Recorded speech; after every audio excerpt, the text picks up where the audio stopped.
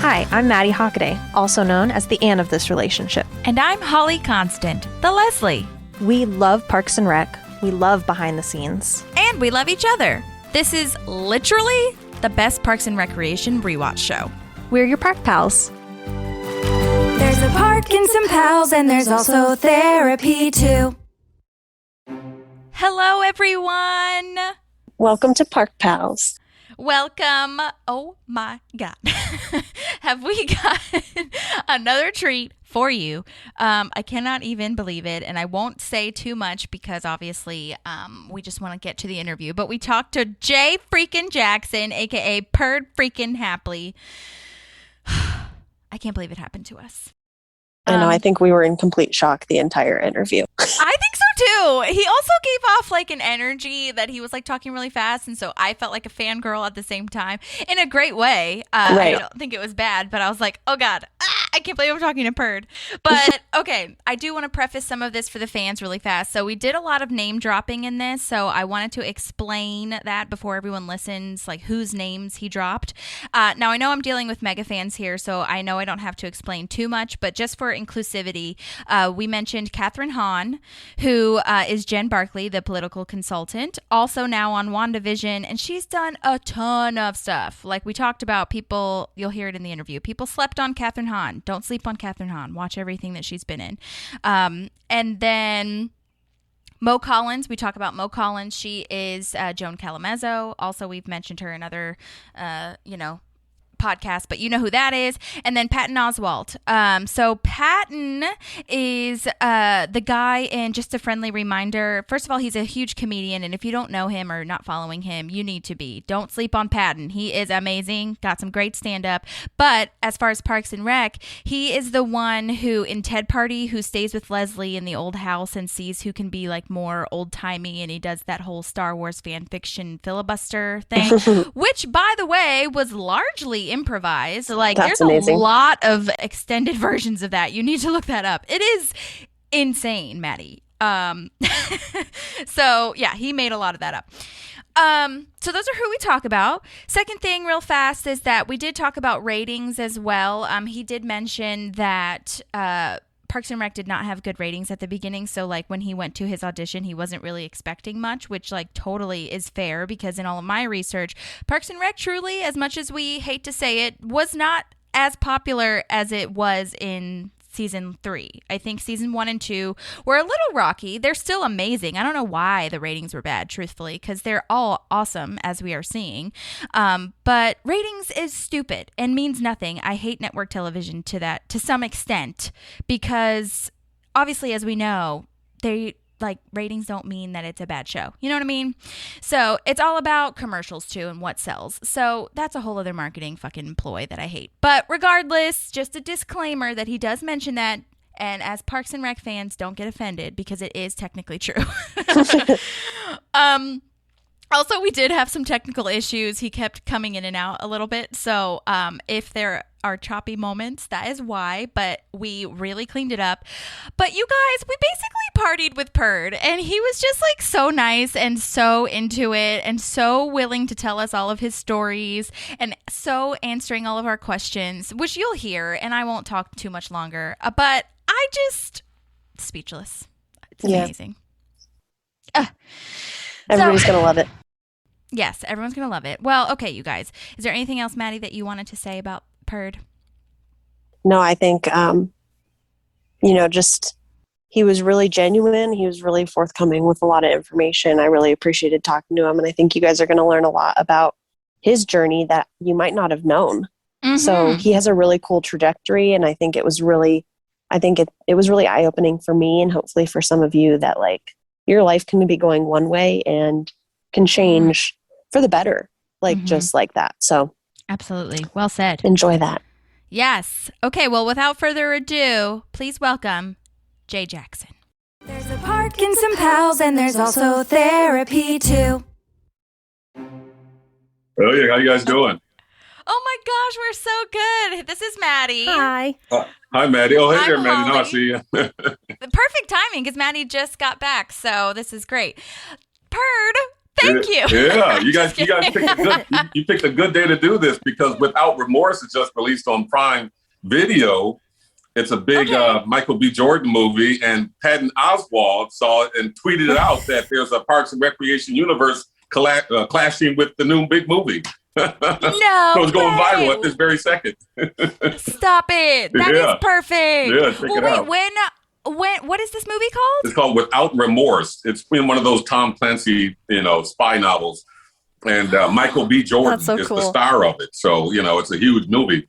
And Patton Oswalt just tweeted it out because have a little part in it. I do my little news part, of course, and it's blowing up. So that is a good day to do this. You're playing, really. Mm-hmm. Wow, God was looking out for me. So, are you playing? You said you're playing a reporter in that one as well. Yeah. I play like a newscaster. Yeah. More like a talk show host, but that's awesome. Yeah. Oh, well, are you all vaccinated and everything? How was that set working? Or well, when did you shoot that? I guess I should ask. Sets are funny. I'm always cautious on these sets because people will say it's safe, but I don't 100% buy that it's safe. I got my shot, but absolutely. It's scary out there. Yeah, I know. Well, and it's you have to go by the honor system a little bit too, because then you're like, well, did people actually get vaccinated if it's not required to show? Yeah, you know right. What I mean? Yeah, all of that. I thought there would be a little bit more, control as far as verification of who's gotten vaccinated and who hasn't gotten vaccinated. I mean, they're very good with the social distancing rules and such, but there are some times where you just can't avoid it. For instance, if you're doing outfitting, when they're, putting clothes on you, tying your tie, or creating your jacket, or whatever they're doing, they're right up in your face. So it's. I understand that completely. Yeah. Well, Jay, thank you so much for being here. We really appreciate it. You are making our dreams literally come true. Wonderful. All of the fans that are going to listen to this are going to lose their minds. So much to talk about. You are an enigma, sir. You do everything. It's so exciting. Seriously, though. Just having fun. Yeah, exactly. Well, so I wanted to talk about your career, obviously. We're going to get into that, but I don't want to waste too much of your time. So, but also any time that you have, I will take it, obviously. Okay. I wanted to start and see kind of like where your audition was, your initial audition for that show was, and what that was like. Tell me a little bit about it. Well, as auditions go in Hollywood, what happened was at the beginning, when I first did that audition, I was just starting as an actor. Mm-hmm. Remember, I was a news reporter for 22 years before that. And so it was kind of fun to me. And I did the audition and just didn't even think I would get the part, you know what I mean? Because that show wasn't really a big thing at the time. It was kind of a throwaway for NBC, and they never knew if it was going to be renewed. So I went in and did the audition. I don't even remember it, to be honest. And because I just didn't think I got the part. And then they called me up. It's just another one. Yeah, right. That's what Hollywood is. You kind of just go through these auditions and see what sticks. And, I got the part and, went to the set and, had a great time. Awesome. Well, was that through your agent then? Yeah, it was through my agent, because like I said, I was just starting in the business and I just had recently done Dexter. That was the first show I was ever on. Okay. And I think Parks and Rec was second. Okay. And so, it was kind of exciting because I was on Dexter and it was a big show at the time. Sure. And, my agent or manager at the time was really happy about it. And so, okay, try this new show and, called Parks and Rec. And, it's, at the time it was getting very low ratings on NBC. Like I said, nobody really was thinking about it as a big show. Right. The first season wasn't that successful. Right. But, so I auditioned. And here's the thing about auditioning. When you're auditioning for something that you don't think is a big hit or a big show, you go in a lot looser. And that makes your audition, you're not so nervous and uptight because, if the show's a throwaway, then you can throw away the audition. And I went in very loose with the audition.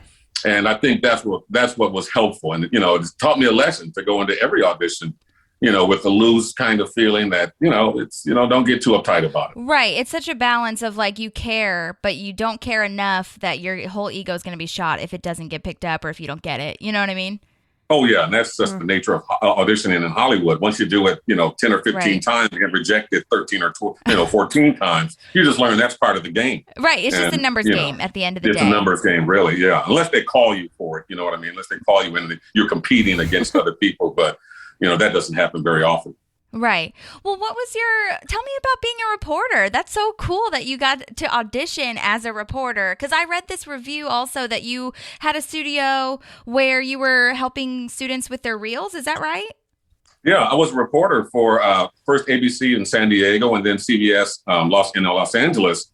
And what happened is when you go as a reporter, you often have to take interns out with you. And it's me and the cameraman. And then we often will have to take an intern out to help them learn how to be TV news reporters. Mm-hmm. But LA is very fast paced. You don't really have time to do a lot of teaching because you're trying to get information.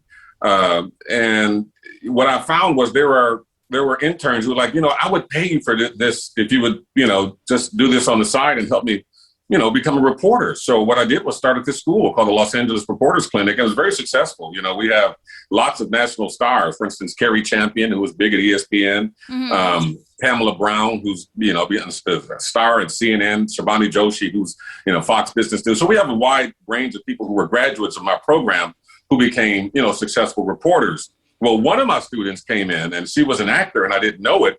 And I thought she just wanted to become a reporter, but she wanted to be a reporter on this Fox TV show that was coming up. So we made her reel. And on those audition reels, I appear on the reel as a news anchor tossing to the reporter in the field, who is the student, and it's designed to look like a real news report. Well, she showed that to her agent or manager.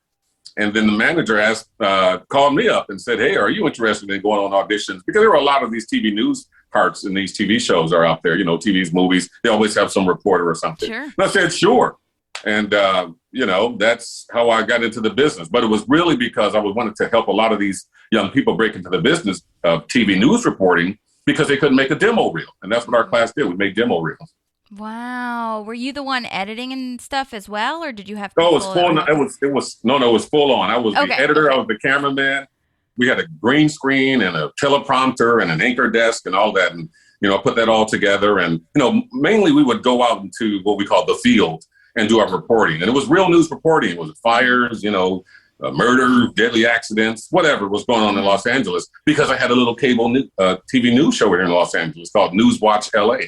And we would put it on, Time Warner Cable every week. And so these reports were real that they were doing. And that's why I think the class was successful, because when news directors would see the audition reels from these people who wanted to become reporters at their stations, they knew it was real news. It wasn't fake.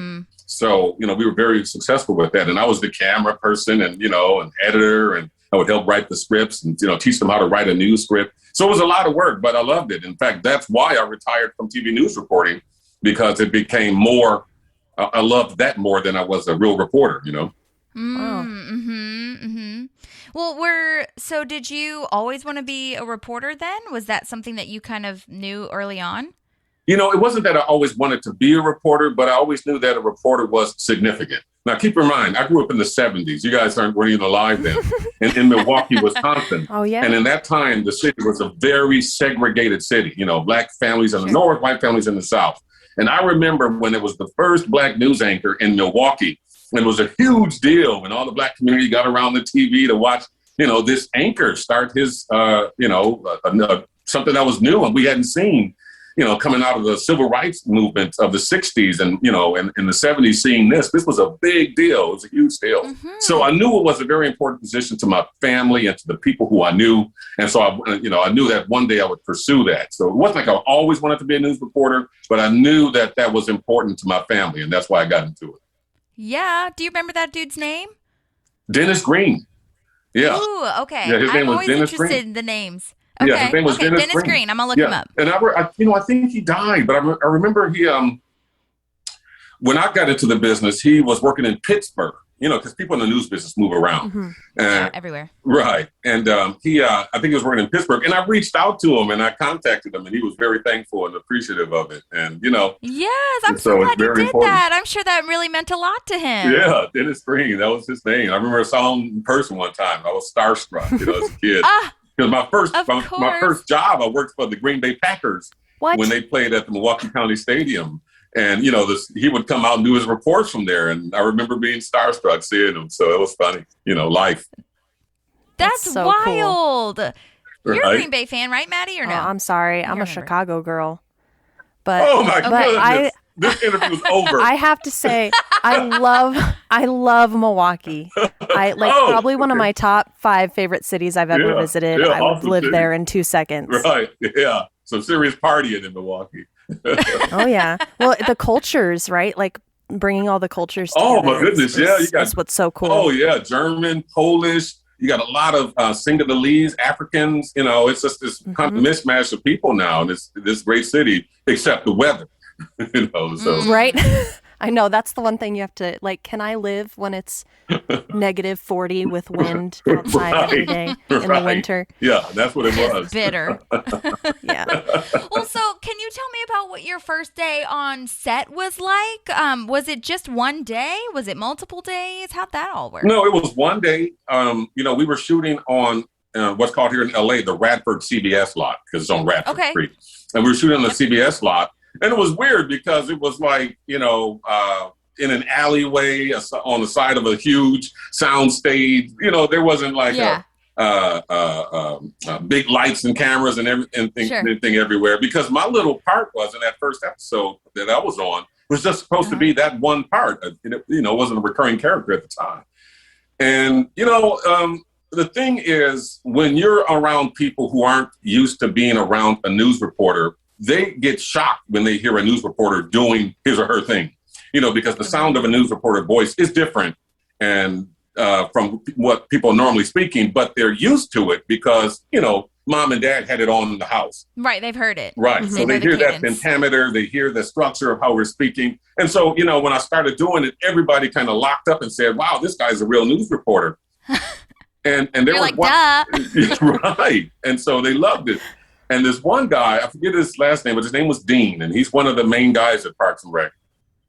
He really wanted me to play it up, you know, way over the top. Was it Dean Holland? Was he directing you, maybe? Yeah, I think it was Holland. Yeah, I think it was Dean Holland. Okay, Dean Holland has worked on The Office and Parks. Okay. It could have been another Dean, but like he's huge in that universe. I want to say Dean Holland. I want to say you're right on that. Yeah, I want to say I want to say you're right with that because we did the reunion and we were talking then. But Dean is the one who really kind of brought the Perd Hapley out because when I first did it, it was like a news reporter, you know, reporting live from so-and-so and so-and-so.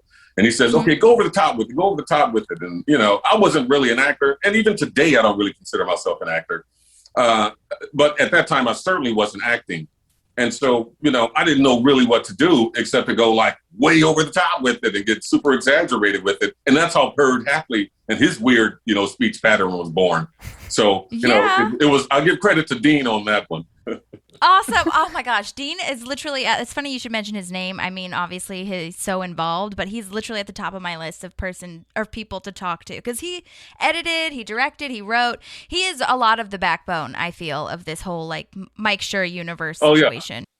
Well, so this first episode that you were in is called Practice Date, and it's the one where Councilman Dexhart gets like his first ever sex scandal.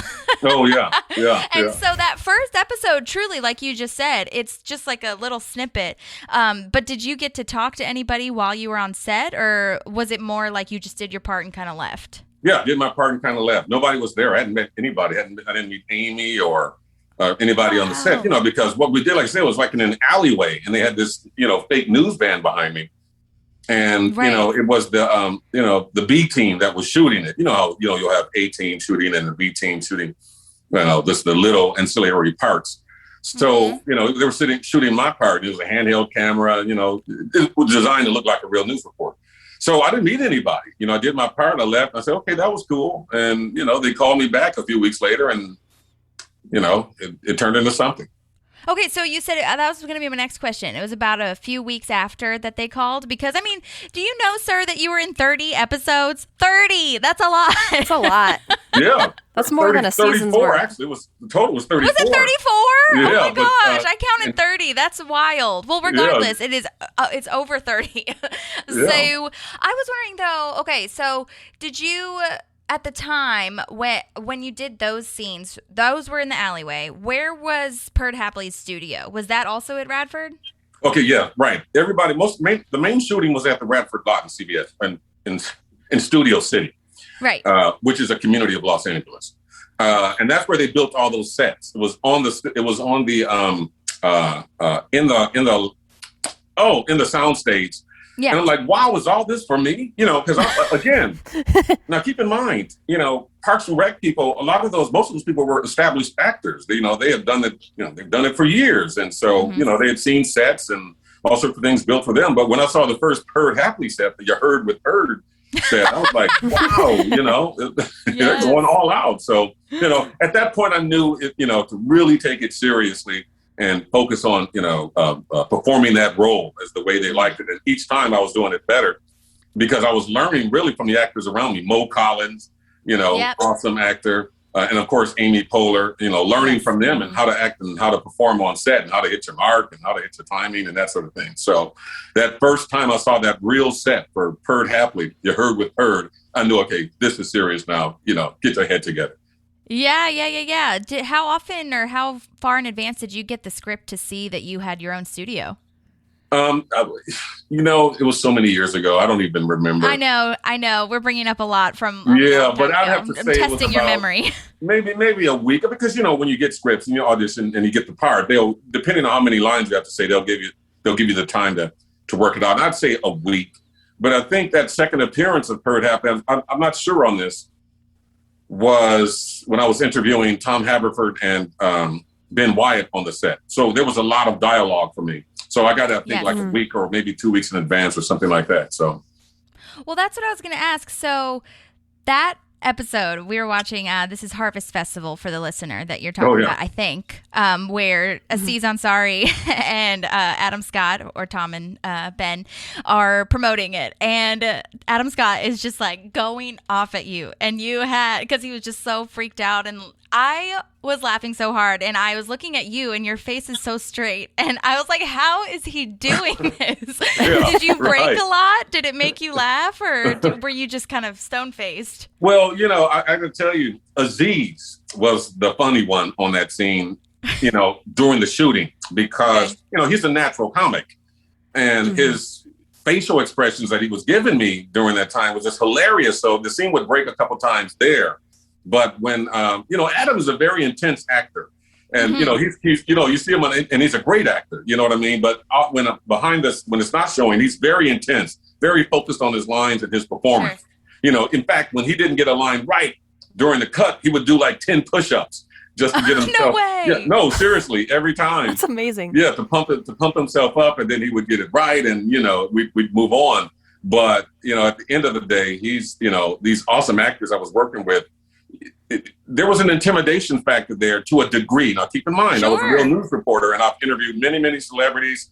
And, my mindset was, I cover, serious issues like, multiple fatality accidents or new policies in the city council that could affect millions of people. So in my mind, the acting thing wasn't very serious. It was a lot of fun, but I knew I could take it seriously.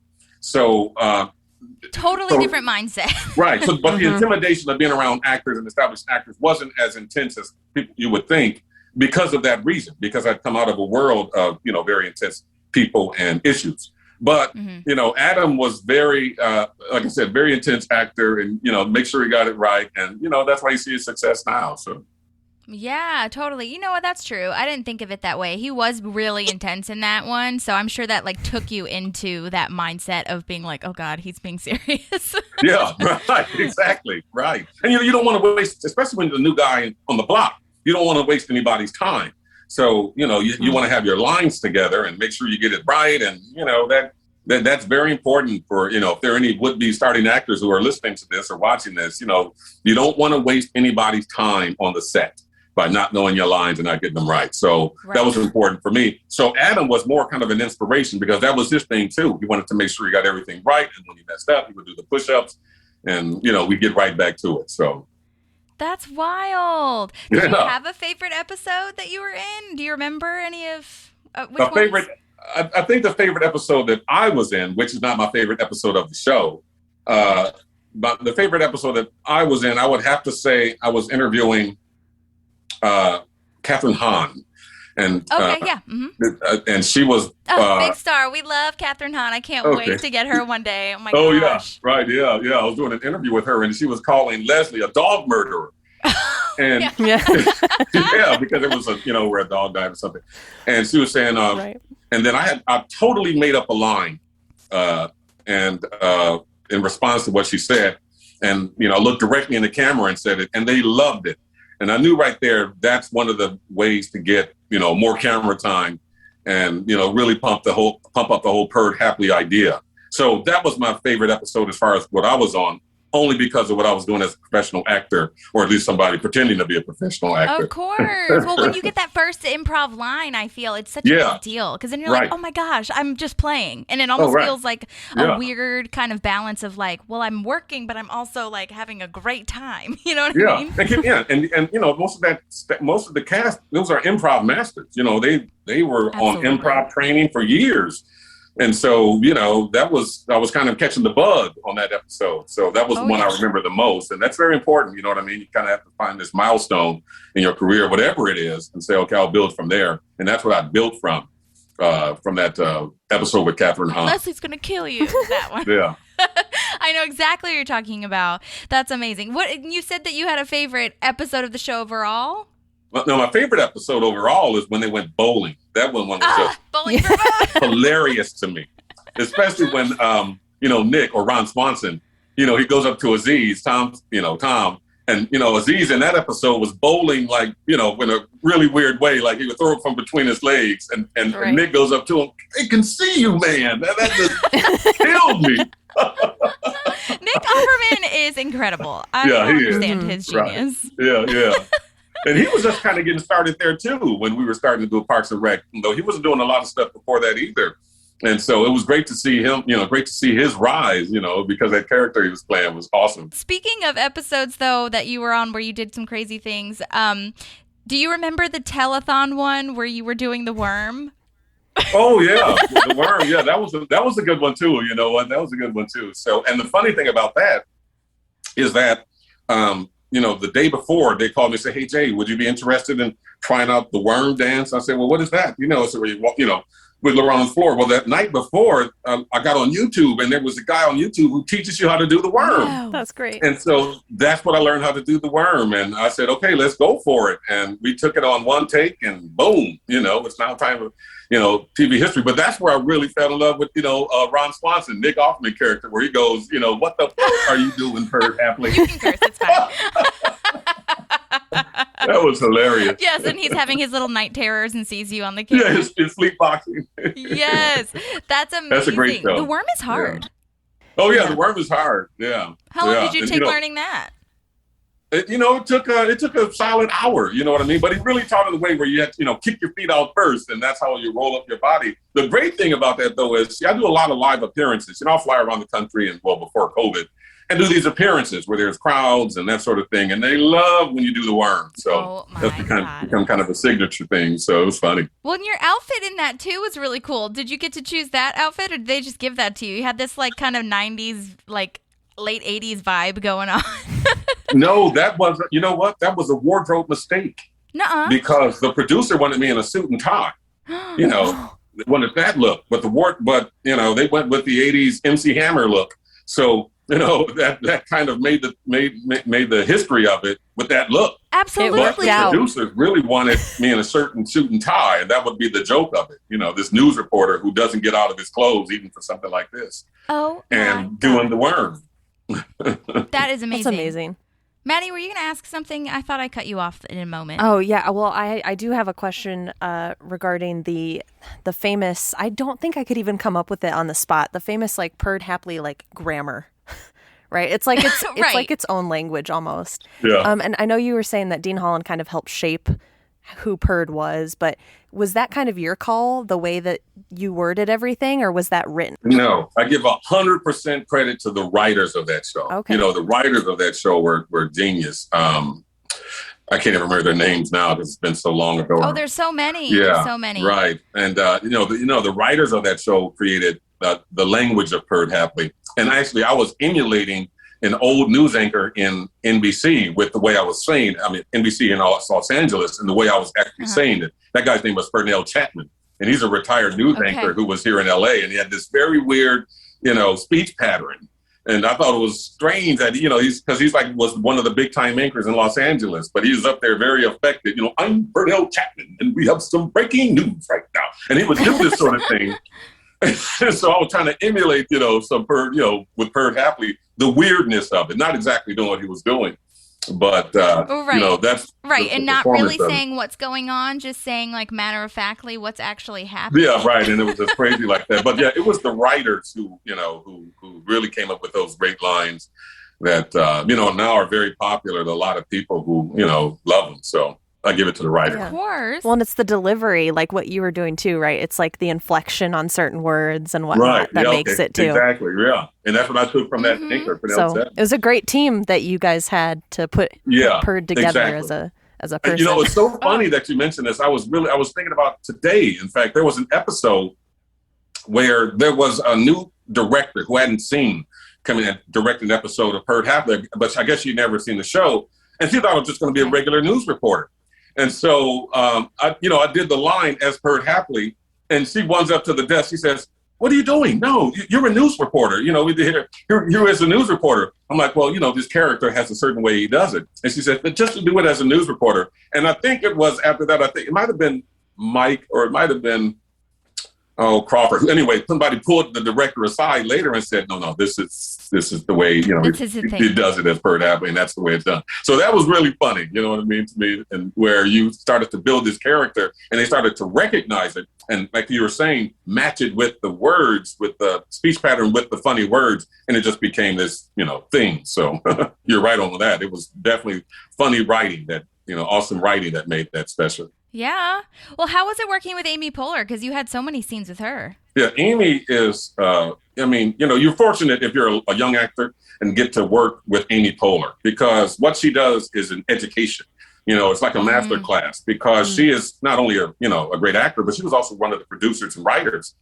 Yeah. And so, you learn so much from her, like little mannerisms, little things. It's hard to even articulate it, because it's things that you would move your head to the right or to the left, or you would stutter a little bit. And, all of these little things that, made sense as somebody who's naturally behaving in a way that they would behave, and their, their eccentricities and the way they would, talk and walk and move around, and all these little things. It's really, again, hard to put into words, but that's where I really learned from. And I learned a lot from Amy and Chris Pratt. So, I have all of these megastars that I'm working with. If you're not learning, you're making a big mistake. Right. Those two, I feel like, are just, like you said, they're our masterclass. There's very little miss in the hit or miss scheme of good lines. Yeah. And I mean, because she started Upright Citizens Brigade, which all of those people are in the show as well. Chris Pratt just is playful. And I think that's what I've been learning the show or watching the show, is that you're just playing. You know what I mean? Yeah. In the character. Oh, yeah. Yeah, and one of the beautiful things about the show was, and you probably heard this before, we would do these little things called fun runs, where we would do the scene according to the script 4 or 5 times, which is typical. Mm-hmm. And then we do a fun run where you kind of make up the scene, still based on the main points of the script, but you would just kind of make things up. And Amy and Chris and Aziz, they were, masters at this, and I just didn't really know what to do. So I came across as stale, but the beauty of that is it was supposed to look stale, because you're still a stodgy news reporter who's saying silly things. Yeah. So, that worked out great. And, it was, like I said, it's just, a lot of the writing and the producers who put all of it together and made it special as far as the Perd Hapley character. Yeah. Oh, that's amazing. Do you remember who came up with the term, or do you remember your first time saying Perdverts? One of the writers, one of the writers, because at first I didn't get the line, I didn't understand it, because, you'll get a script or what's called a side, and it's a little paragraph, and I really didn't understand how that was going to play. But then when I got to the set and I saw that there was a second set and there was a big board that said Perdverts, I understood, and I finally got it. But, they're trying to be funny. It's too close to perverts for me, but. I know. That's what makes it so hilarious, because, your character, exactly right, though, played it as if he had no idea it was nasty. Right. Yeah. Right. Well, and so that leads me to my next question then. So did you have to go in for like promo shots for because your face was on coffee mugs and posters and all this stuff. Like, did you have to do specific shoot days for that too? Oh, yeah. Yeah. They would bring in a professional photographer and they'd have the big, white screen behind you and, all the parasols or umbrellas. I don't know what they call them for photographers. And it was, you knew it was, like, okay, this is big time. This is new. Yeah. I'm coming out of the TV news world where that stuff isn't there, other than like the anchor desk, but, not at that level. So it was cool. And I didn't know what it's going to be on until they told me. And, in fact, right here. Stop it! Oh my God! I need one of those stat. I want one. Yeah, this is from the Birds episode. Okay, for the listener, you guys, he's holding up a mug that has Bird on it. He still has it, that yellow, beautiful mug that he always has. Oh my God, that was whoa. I'm dead now. Holly and I know what we're getting each other for Christmas this year now. I know, seriously. Oh my gosh. Yeah. Well, and for Purple's Court, do you remember this one? Yeah. Did you have to, was that the same soundstage as well? And did you, what was that about? Yeah, that was the same soundstage. And remember, that was like the future. Right, exactly. In the future. And, that was totally out of left field. I didn't see that coming at all. But it was an honor, to be in those last few episodes because we knew we were ending something special. Yes. And any of the great shows that end, when great shows are ending, it's always special. You know what I mean? From Friends to Cheers to Seinfeld or whatever show people watch. We knew the last episodes were going to be special. And it was great to be part of that. And then to come totally out of left field with, the Purple's Court. Yeah. That was fun. Also, side note, do you still talk to / was it fun to work with Brandy Max? I can't remember her name, but the porn star. Yeah, Myra Marini? Yes. Oh, yeah. Oh, yeah. We're social media. She is so great. I love her. Yeah. Well, she's hilarious. And, she's doing great. And, we had, okay, here's some inside information. Yes. Tell me everything.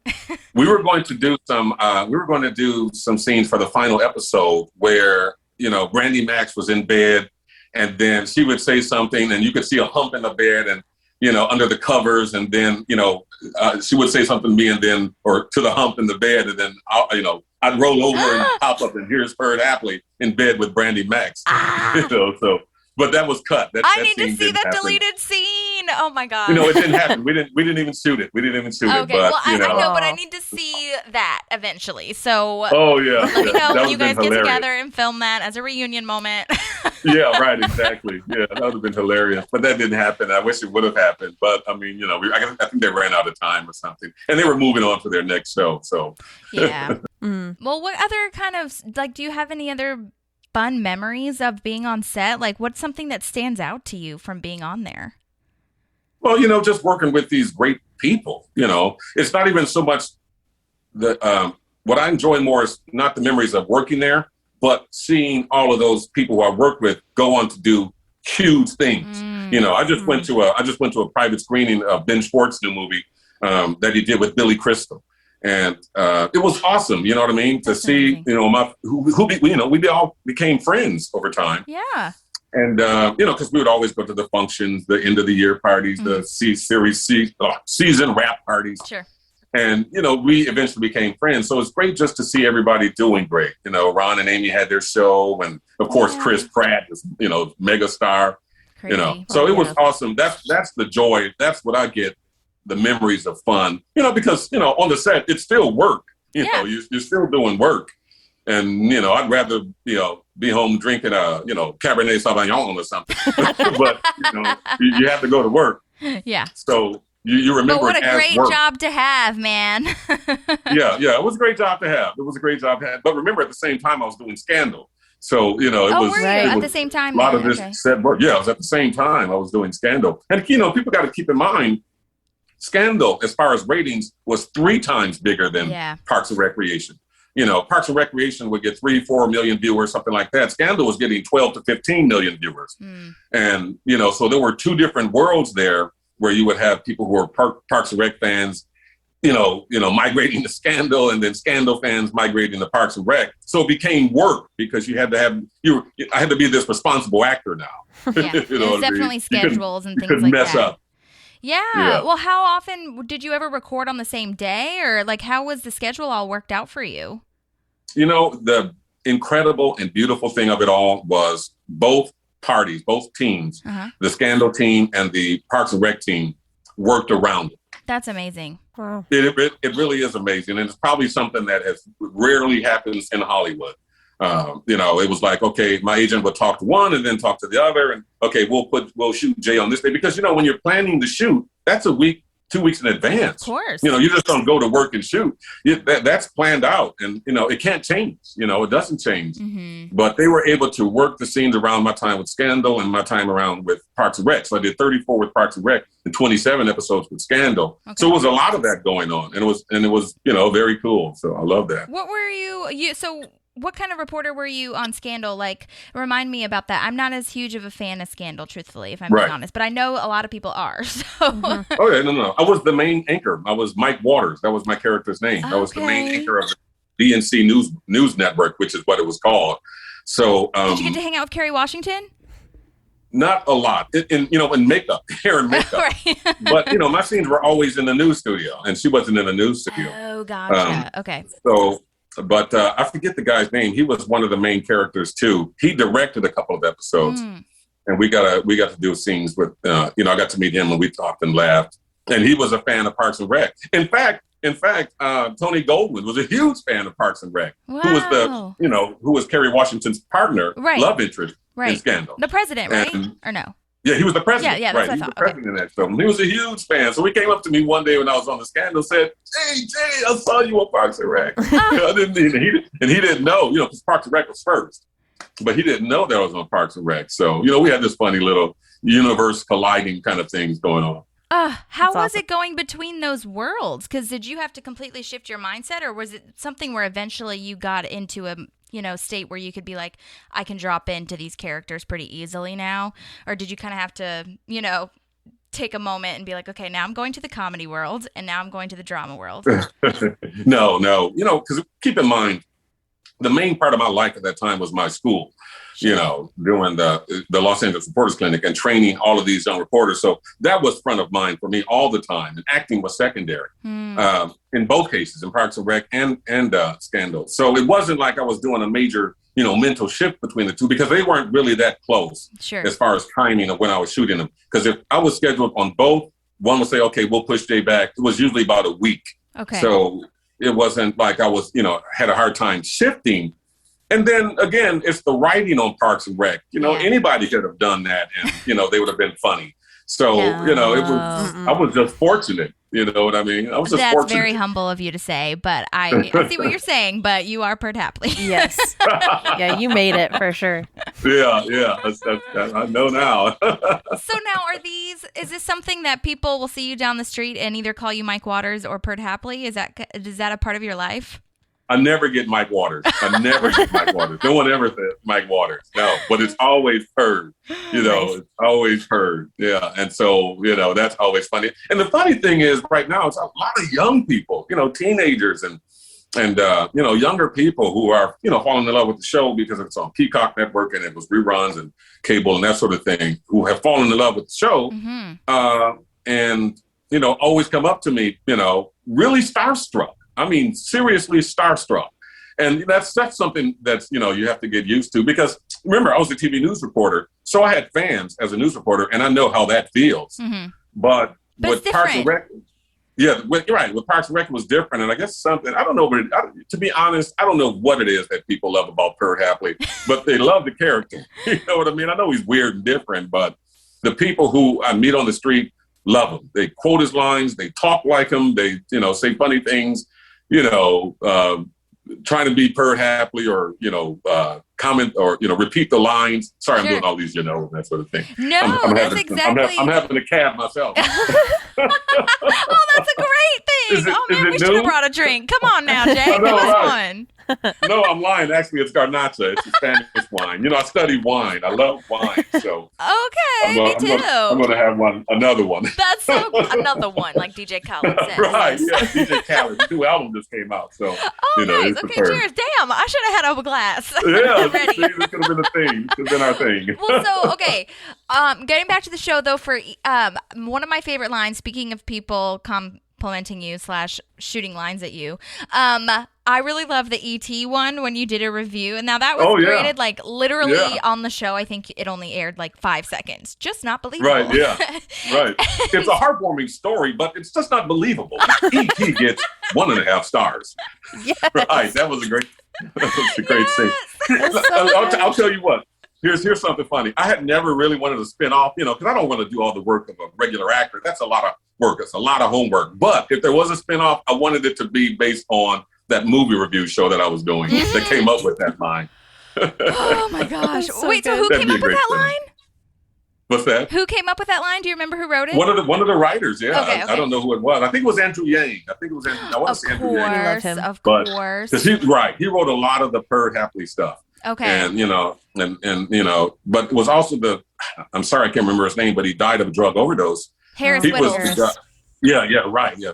He wrote the main initial Perd Hapley stuff. Okay. He was the real kind of fire behind Perd Hapley. That's what I'm told, at least. And again, I didn't really know these people. You know what I mean? I'd get the script from the writer, Sure. and on the set, you don't really, get to know the writer.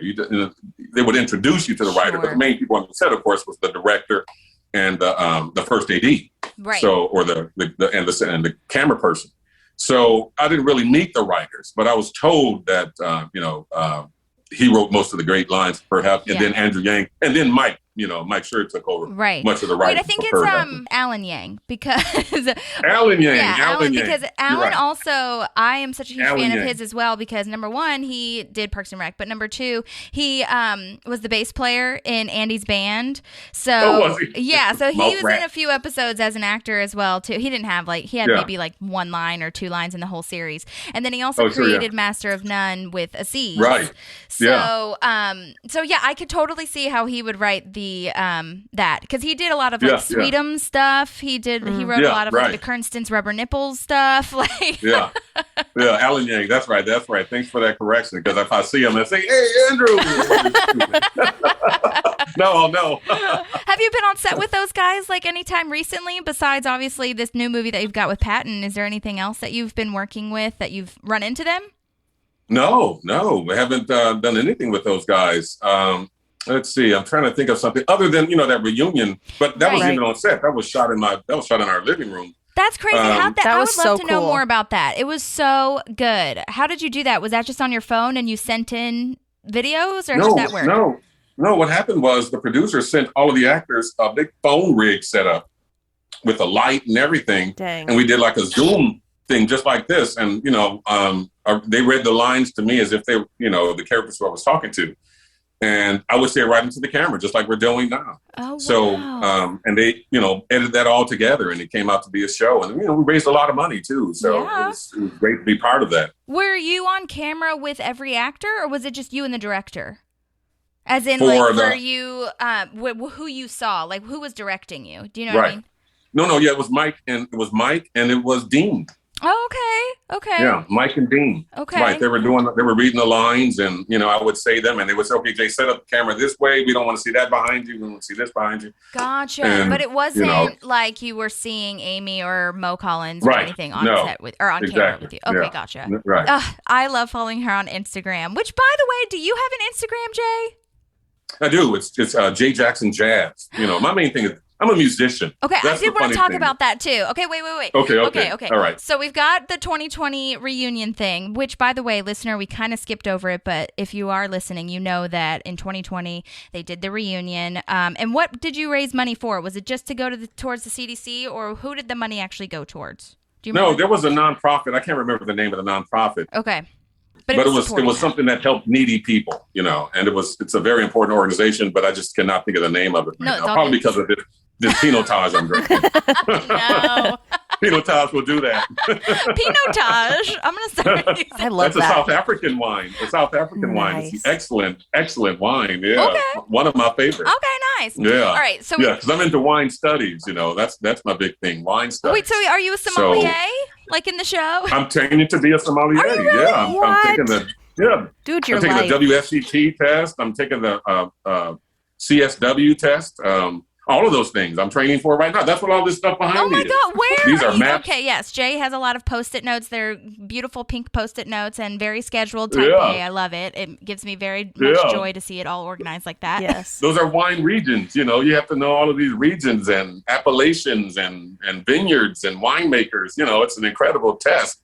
I'm not going for the master's test yet. I'm going for level 1. Oh my gosh. But, the way that ties right, into the show, because Tom was wanting to have a sommelier for his new show, Tom's Bistro, that could be a spinoff as well. You can be the sommelier with Craig. Right, yeah. Well, you asked one of my favorite episodes. One of my favorite episodes was when, oh my goodness, Chris's wife, I can't remember. Rashida Jones. No. Chris Pratt's wife, April. April, Aubrey Plaza. April or Aubrey Plaza. Aubrey Plaza, right. Okay. It's so terrible. I cannot remember her name. That's age. There were a lot of people.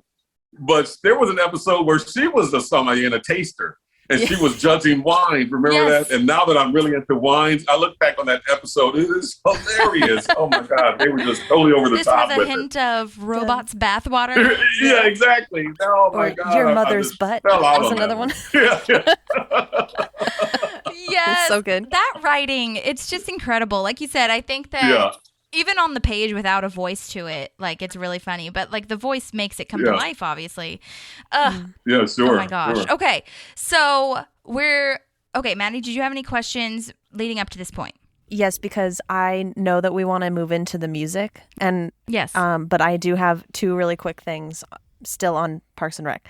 So the first thing is, you said that a lot of people love Perd. And I honestly, when I think about why I love Perd, it's because he's such a contrast from Joan, right? Yeah, so Joan is like, I'm going to try to take people down. And Perd is just like, I'm here to do, it's kind of like a golden retriever, right? I'm here to do the news and talk to people. Right, yeah. So he's got this like innocence that he just really like wants to be in Pawnee, whereas like Joan is like trying to take it down almost. So I think that's what I relate to with Perd, at least. Sure, yeah. Yeah, and it was great working with Mo. I think Mo is one of the most talented actors in Hollywood, period. And, I wouldn't be surprised to hear her getting big awards in the future because she really is talented. And I would learn from her. And the way she would play it so over the top, I knew how to play it the opposite of that. You know what I mean? And she would always have like little tips. And, I could look at her and how she was doing things. For instance, there was an episode where we were at a debate. Yes. And we were sitting next to each other. And, she would do her line and I would, a lot of those times I was copying how those real actors do their thing. You know what I mean? And I think I learned more from Mo than from any other actor on that. Mainly because I was around her more than any other actor. But Mo was the one that I learned from the most. And then, of course, Amy. But yeah, the way Mo would play that, Well, she's such a huge sketch improv background. She has such a background with that. Goodness, and she's so comfortable and so fun. She was on 40-Year-Old Virgin. We talked about her. Yeah. Well, the Mad TV stuff was just, Mad TV. Brilliant. The Mad TV stuff was brilliant. You guys don't mind if I have a sip, do you? No, go ahead. Well, no, that's what we were talking about too. Both her and Catherine Hahn, I feel they can do so much with like one line. Oh, yeah. Yeah. Her and Catherine Hahn, and there's another actor, I can't remember her name, but I think she was the star of that very funny movie Bridesmaids. Is it Kristen Wiig? Kristen Wiig, that's who it is. Thank you very much. Yeah, she's great. I'm not a Hollywood. Okay, let me tell you something. I am not a Hollywood guy. I don't know the names of Hollywood people. I don't hang out in the Hollywood events. I don't do any of that. You're a normal dude. Yeah, man. right. I'm just a normal dude who got a break, and that's what Perd Hapley really is. Yeah. But you're famous, Perd. You're famous, Jay. Yeah. So it's Kristen Wiig, Mo Collins, Catherine Hahn, who I think are these similar type actors, and I think Mo Collins is head and shoulders above them as far as improv skills. And Catherine Hahn is great. And remember I've done a couple of scenes with her on the show, but Mo is just really the one, and that's why she's doing so great with Fear of the Walking Dead. So.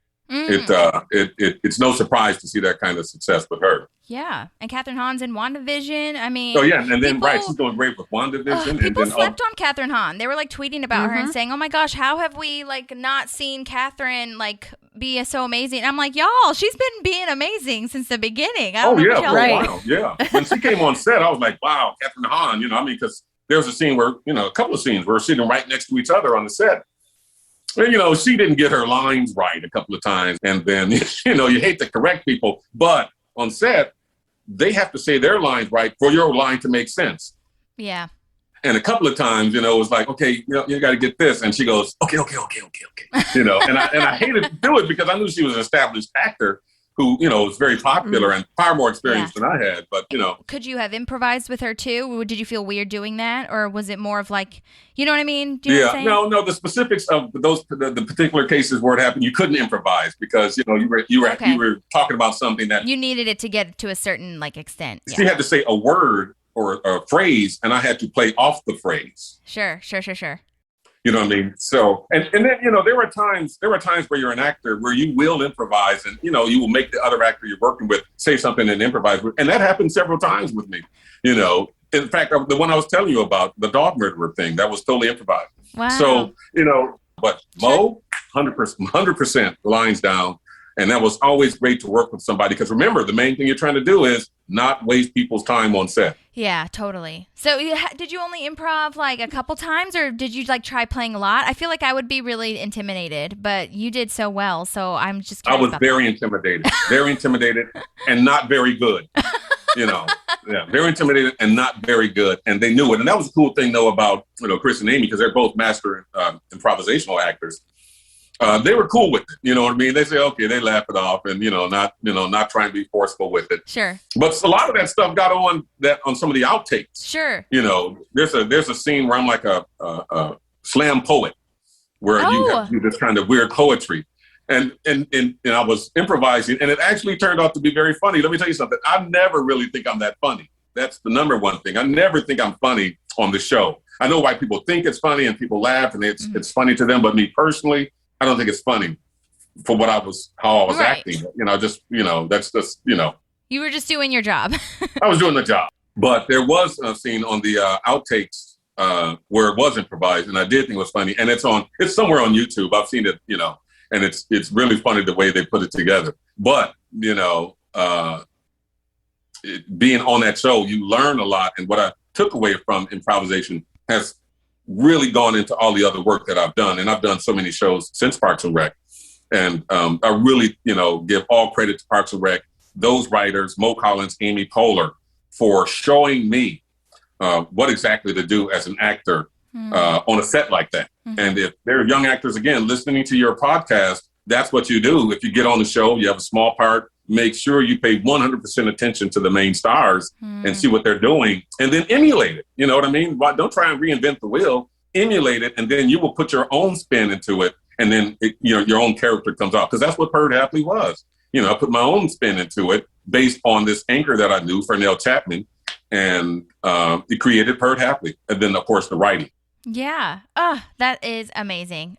Goodness gracious. Okay, well, so what is this gig that you've got tonight? This, are you playing your jazz music? Yeah, what I'm doing is I'm emceeing and performing at an Afro-Cuban big concert here in, I don't know if you're familiar with Los Angeles, but there's a great, in Playa Vista by Marina Del Rey. I lived in LA for about 5 years, and now I'm in Nashville, and Maddie's visited there as well, so we're semi-familiar. So I'm drinking snake juice and not really hypnotized. It's snake juice. You are drinking snake juice. Remember Ron and the snake juice? That was so funny. That's one of my favorite scenes ever. Right. And he's wearing April's hat. Yeah, right. Because he's so stiff, for the show, and then he's just totally out of it, dude. Baba Booey. Yeah. That's Adam Scott, I think. Yeah. That was great. We quote that in my house a lot. That whole segment. Great.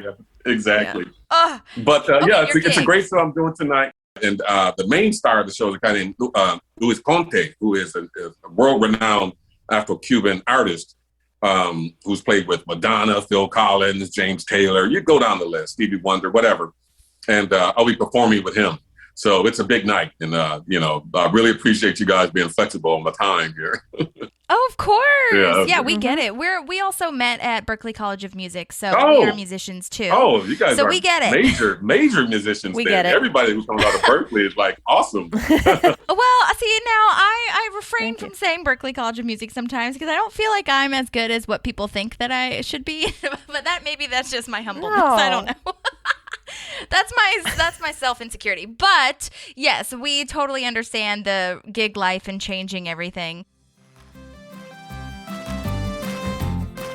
Maddie just said that maybe the wine got to your phone too. And you know what? It's not a Pinot Taj. I'm sorry. It's a Garnacha. It's a Spanish wine. It's an excellent wine. Okay, so before, I just wanted to ask what we were doing before you had your phone got drunk was Yeah, right. was you have a song called Porn Star, and I listened to it, and you have a Barry White vibe going on. Oh my I want to God. know what the inspiration was for it. I want to know everything. I went on a deep dive, and I need to know what is happening, Jay. Our inner musicians are very curious. But number one, congratulations for Berklee. I know that is an awesome school of music, and I've hired lots of musicians from the Berklee School of Music. So congratulations on that. Thank Porn you. Star is based on an old girlfriend I had. I mean, she was this like porn star, had about a great porn star. And so I wrote this song around her. In fact, no, that wasn't her album. Because I have another album called Adult Entertainment that has a lot of these songs, sexual innuendo involved in it. And, these were throwaways, but, I guess it got some airplay in overseas somewhere. And, Really? It's always some download every day. Somebody's, buying it off my distributor, which is called Catapult Distribution. So, it's funny how that show is. But the big thing about that, and thank you for the Barry White thing, because I do a Barry White tribute. But I love that. Okay, yeah. no, I definitely got that inspiration. Oh, yeah. I do a Barry White tribute. Because, if you listen to the inner music of Barry White, the songs that aren't the hits, he's very graphic with his music. I mean, very graphic. So Porn Star was meant to be, taken from that kind of, that genre, which is called the grown and sexy genre. So, my God. Yeah, that's there's awesome. a whole I was genre just like, around it. Purd? What is Purd doing singing about a porn star? But then obviously you are not Purd, you are Jay, and that is you, and that's great. Right, yeah. Yeah, exactly. But here's the thing. Let me tell you something really important about that song.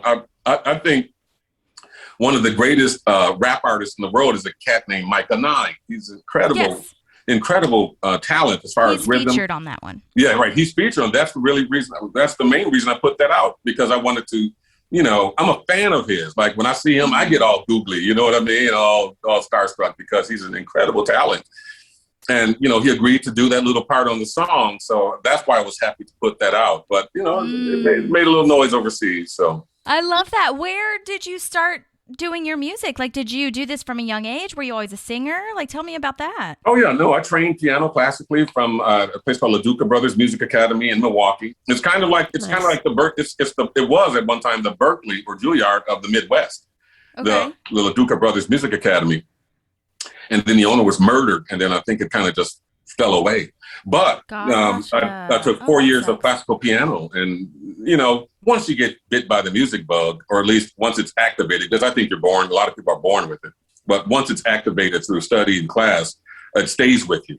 And for a long time, I didn't do it because, college, and then there was the Navy, and, I wasn't focused on that. And then it was, I was on submarines. I was a submarine sailor for one tour.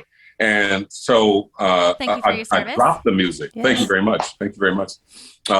And then I dropped the music, so I wasn't into it. But once I started to get back into a professional life, being a TV news reporter, acting, and that came back. So I took singing lessons again, and now we do these shows, and I love it. That's my main thing. That's my passion. Yeah, it's music. Well, acting is not. Right. Well, did you do for college? Did you study reporting too? Like, what was the first thing you got? Maybe jazz is your first love, but what was the first thing that you were studying? Was that music too?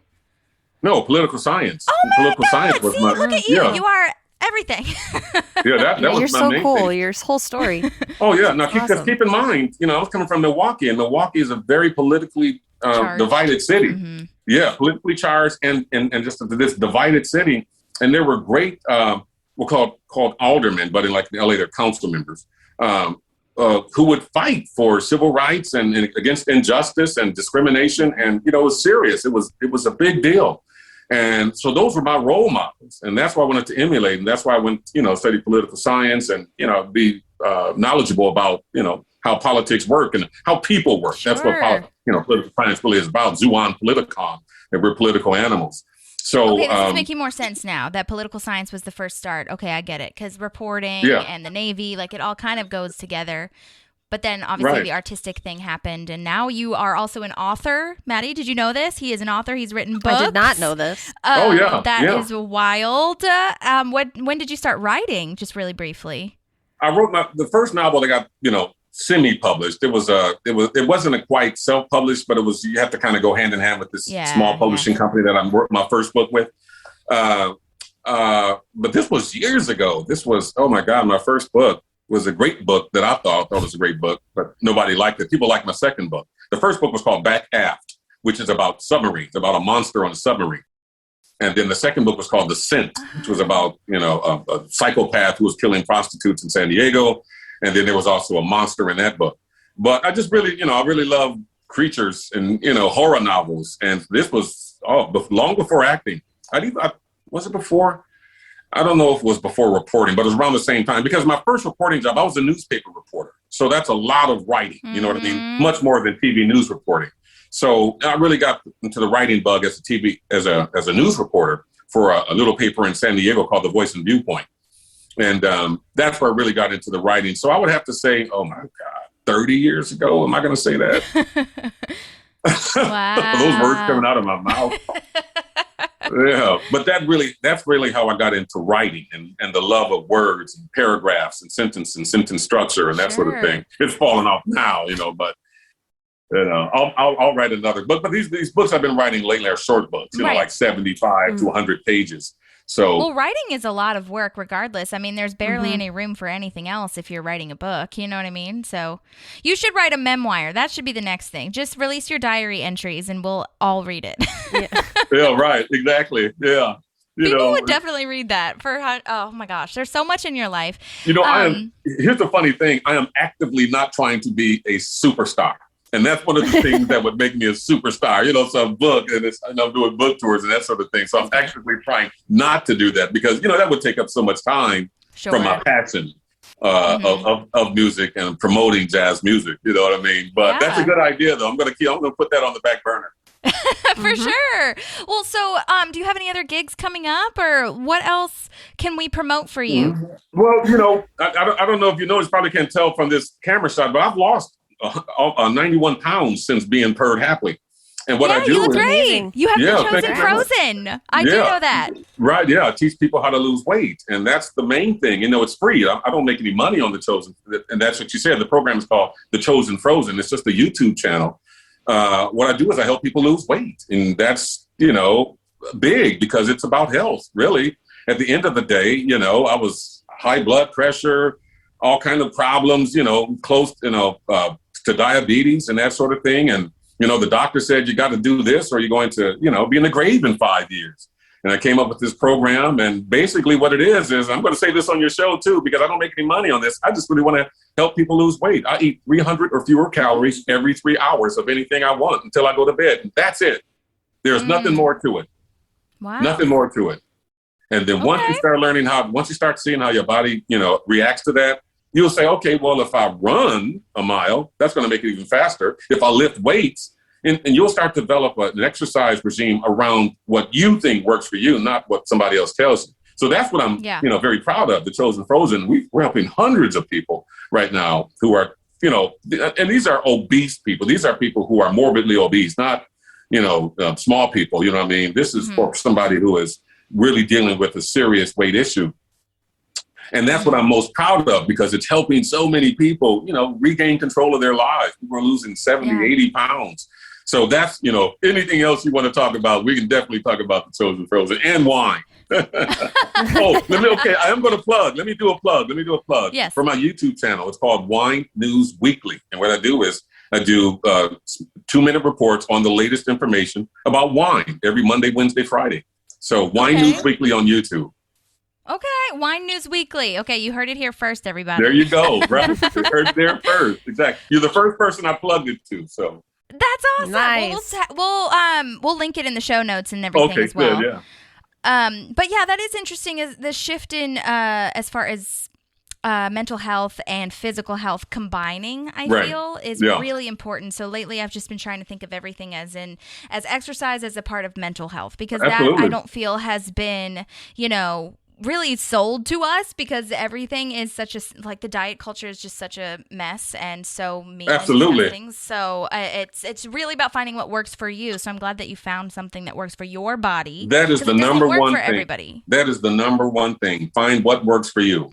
That I can say that 100 times, because I tried keto. I tried all of them. South Beach.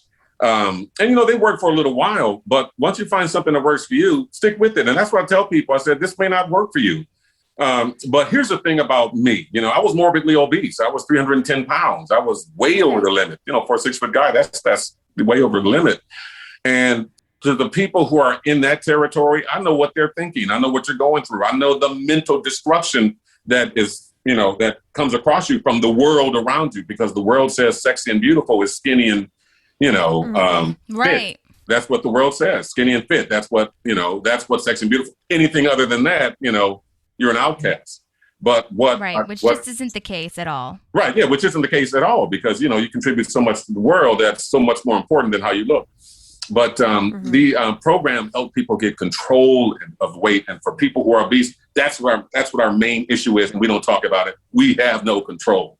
And what this program does is gives you control. And so many people are doing great on it. And I did great now. COVID has, put on 20 pounds, but, who hasn't? My gym closed. You can't walk around. It's devastating. Yeah. But again, you just got to give yourself grace at the end of the day, because that part is just you can control only a certain amount. It's like the serenity prayer, you can only do so much. Absolutely. You can only do so much. Right. Right. But, with information, you can do more than you thought you could do. So when you have that new information that you didn't know, knowledge, that is, that's a big deal. So that's my plug, my Wine News Weekly and The Chosen Frozen. Awesome. And Cameo, and then Cameo. Join me on Cameo. Yeah. I mean, that's how I found you. That's how I found you, Jay. That's how I messaged you. It was on Cameo. We got it. Hello. Yes. Okay. So she constantly says it's the best $5 she's ever spent. Right. Yes. Right. That's right. That's how you reached out to me. So yeah, Cameo is great. But yes, for Cameo, you also make appearances for people, right? Yeah. Tell people what Cameo is, because I think is new. Not many people know about that. Right, and it's growing, but Cameo is an app that anybody can get, where there's tons of A-list celebrities on that app. And, they set their fee, and what you do is you buy, you pay for the fee, and you pay for them what you want them to say. Oftentimes I'm doing happy birthday or happy anniversary or happy Mother's Day. That's what we're in right now. Big around the holidays, happy 4th of July. And you give them these personal shout outs, because they'll say, okay, my name is Jim. My wife is turning 40 years old. Please say happy birthday to her. And, you end up doing these things, and it's great. And you can do it in character, or do you not do it a lot of them, people ask me to do it in character, but, I won't do the whole thing in character, because, Perd Hapley is a copyrighted, trademark image. And I have, they say, okay, be Perd Hapley. I say, I always have to say, I'm Jay Jackson, AKA Perd Hapley. So, and that's very important there. So I don't really do the whole thing's in Perd Hapley, but I do say a lot of Perd Hapley lines, and that's what they like. Okay. I do the, line, for instance, for a female perspective on this story, we now turn to a woman. And so they love that sort of thing. You know what I mean? Oh my God. I love that. Now keep in mind, I looked you guys up, and, there's a website that lists the top 10 Parks and Rec podcasts. And you guys are on that. So, put me on that. That'd be great. No, we're not. Are you serious? Yes. Yeah, absolutely. Oh, my gosh. My whole week was just made. Are you serious? What's happening? Remember, I'm a news reporter, so I research. And what happens is... I'm getting hot. No, there's a website that lists you guys. I think you were number 4 or 5. Might be 6. But I'm gonna go jump off a cliff right, yeah, list the top 10. Oh my God, I have to look that up, but thank you. I have been working really hard to make sure that we're searchable, so I really hope that has helped. But tell me, okay, before we let you go, I don't want to take up too much of your time, but before we let you go, what is your Instagram and what is your Twitter? Where can people find you? Okay, everything is J Jackson Jazz. So just remember, Jay Jackson Jazz. And that's going to be excellent. Instagram and Twitter. And Facebook is just, I think, J Jackson. But more importantly, my website is jjackson.org. So jayjackson.org, because I do short films. I do a lot of short films. I want people to see my short films. Yeah, of course. I'll link everything in the show notes too, but that's good to know. You've got you're a hustler. You got the hustle. Yeah, right. Yeah. I had a full career as a news reporter, and it was wonderful, and I loved it. But now I'm doing me, and I love it. So you're just doing what makes you happy. Yeah. And do you have a character that you resonate the most with, or do you have a favorite character other than yourself? You can't say yourself. On Parks and Rec, do you have a favorite character? Favorite character is Jim O'Hare. I tell him all the time. I think he is Jerry. Gary, Larry. I tell him all the time. Yeah. We haven't had anyone say that yet, so I'm so excited that you said that. Yeah. Well, we're on this YouTube show called Liza on Demand, and he has a recurring character on that. And I just shot a scene with him, and it's a great show. And I just shot an episode, and I was hoping I was going to see Jim there, but he wasn't there the day I shot. So, but it's called Liza on Demand. Check that out when you can. Yeah, for sure. Because I wanted to see him, because I hadn't seen him in years. You know what I mean? And I always tell him secretly, I said, man, I think you are the funniest person on this show, because it's so understated. His character development from the beginning of the show to the end of the show is just phenomenal. Yeah, right. Exactly. Oh my God. And then what's this new movie again that's on Amazon Prime? This new movie is called Without Remorse. It stars Michael B. Jordan, and it's a movie about, it's a spy thriller. So, it's going viral now, thanks to, or at least my appearance on it is going viral now, thanks to Patton Oswalt's tweet this morning. Oh, so I love Patton Oswalt. What a sweet man. Oh, he's funny. He's a sweet man. He's a sweet man, and the reason I say that, he's been through so much and still brings comedy. It's just amazing. Oh yeah, we did a reunion interview at what's called the Paisley Center here in Los Angeles. I think it was the 10-year reunion, and Patton was there, and my job was to introduce Patton, bring him on stage, and before that we talked. But he was a great guy, and he knew the park, he knew curve lines, and he laughed, and we talked, and we bonded, and it was great. So. That's Hollywood. Yeah, he's a treasure. Yeah, he really is. I mean, every interview I see. And you know what? We were talking about this with a lot of the other guest stars, and just like people, it truly is who helmed the show. Like Amy Poehler, Mike Schur, Greg Daniels. I don't think that they have bad people, like evil people in their sphere. You know what I mean? Yeah, it just seems like everyone I talk to are genuine, nice people. Yeah, and that's one of the rare joys in working in Hollywood, because, there's a lot of assholes in Hollywood. I mean, I would say 70%. So you have to kind of, maneuver your way through this battlefield, because everyone's fake. Yes. Everyone is fake in Hollywood. Everyone is fake. Everyone is phony. Well, you're not.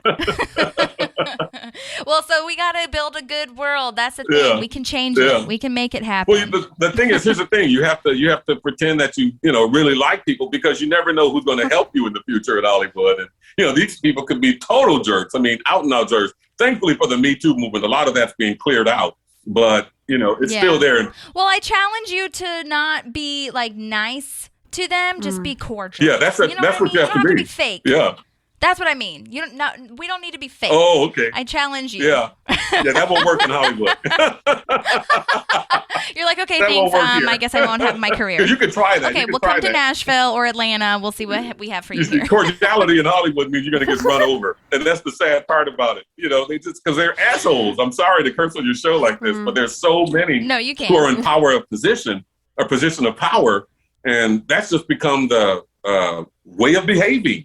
So, you try and be nice and cordial to them, and you're, polite. But if you have to turn on asshole too, and turn it right back. And that's when they start to listen. No, that's true. So. I mean, I'm not saying to be a doormat for sure. You got to stand up for yourself at the same time. You know what I mean? But no, you're right though. Try and be the better angel, but it's very hard.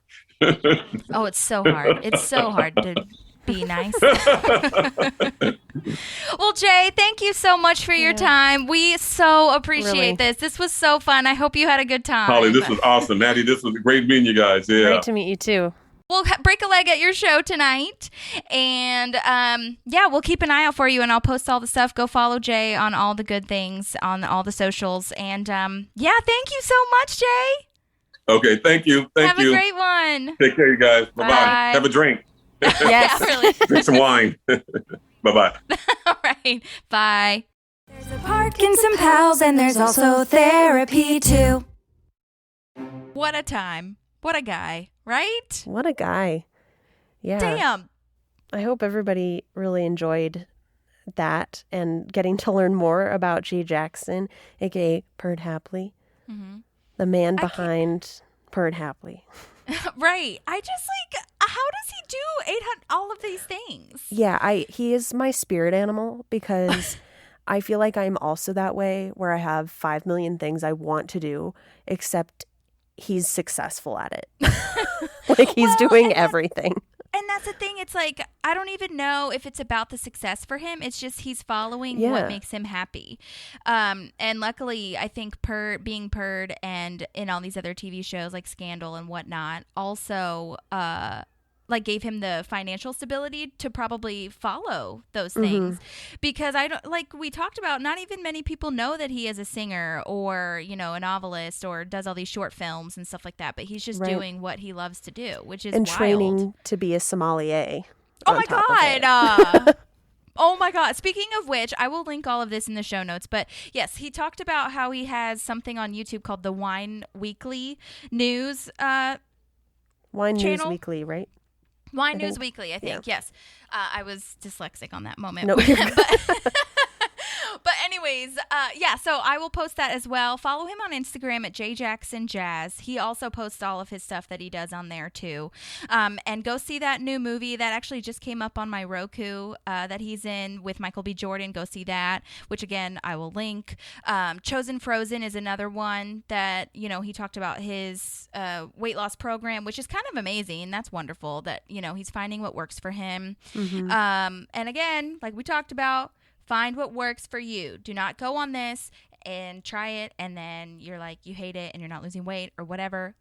Or that goes for any diet. So that's my little soapbox moment. Also, I'll post this in the show notes again. But so when he mentioned that we were on the list of Parks and Rec podcasts or whatever the hell, that is a thing. It's not the Apple Podcasts, official link or anything like that, but it's a blog that lists Parks and Rec podcasts, and there are quite a few, and we're I think number 6 out of 10 or something like this, which is kind of amazing that we're even on the list because I did not know that. We're still so new too. Right. So obviously, my perfection is not going to let me rest until we get to number 1. So, ladies and gents and non-conforming lovelies, I need you to go subscribe and rate and review so that people follow us. Regardless, though, truthfully, for the people that are donating, oh God, that was manifestation. I need people to donate. Yeah. No, but for the people who have listened and are still in this with us since the beginning, or even who just started and are giving us really positive feedback, I cannot thank you enough. We are so excited to be able to talk to these people and bring this to you guys, and hopefully we are doing well for you and speaking on behalf of the fans, because we truly are fans as well. And I hope that you guys are finding love and entertainment in this too, so because that's why we're doing it, you know what I mean? I just hope you're feeling good, And then let's see, Cameo, go pay him on Cameo to make a fun video for you. Again, that's linked as well. There's always an occasion where Perd can say hello to you or your family member or whatever, but he's a busy mother effer, so go ahead and follow him on all his things, watch that new show, and all right, well, do you have anything else to say, Maddie? No, I just look forward to more amazing guests, guys. Yes. Hopefully we keep piling them on. I can't believe it's happening. I mean, I can believe it's happening because I've worked really hard. We've worked really hard at You've worked really hard. Well, we still have worked hard scheduling and making sure everybody is available, because doing it for 3 people. So it's all a team effort, but I definitely have been vigilant and being a creeper on some people. So I'm glad it's paying off. Yes. And being tactful helps. And these people are just so nice. I can't get over it. They really liked their time and they really enjoy the fans. And it's really nice to see. I know. And also, shout out to anyone who got their second vaccination. Good for you. And I hope that you're like living and breathing, because our second shots were no fucking joke. They were really hard, and I had a really bad fever, and Maddie was also out for a long time as well. So hopefully you don't feel it at all. But thank you again for listening. We will see you next week. And yeah, give us those likes if you can. But if not, we'll just see you next week. And we're glad that you're here. Okay, bye. There's a park and some pals, and there's also therapy too.